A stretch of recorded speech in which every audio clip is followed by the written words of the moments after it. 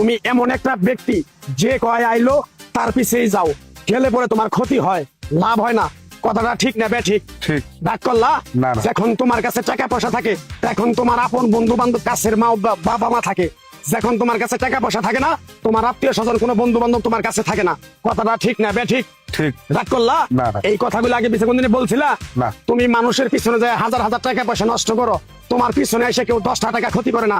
কথাটা ঠিক না ঠিক? ঠিক, ঠিক। আরেকবার কও বিসমিল্লাহ, বিসমিল্লাহ। আরেকবার কও সুবহানাল্লাহ। সুবহানাল্লাহ। বিশ্বাসে বস্তু মিলে তর্কে বহুদূর।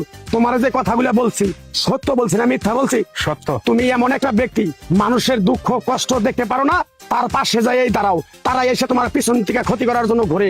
কথাটা ঠিক না ঠিক? ঠিক। রাগ করলা?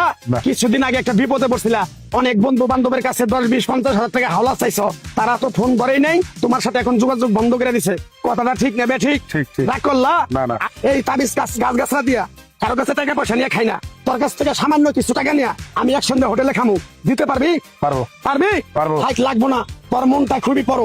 কেউ 50 টাকা চাইলে তার 5,000 টাকা দিয়ে দেস।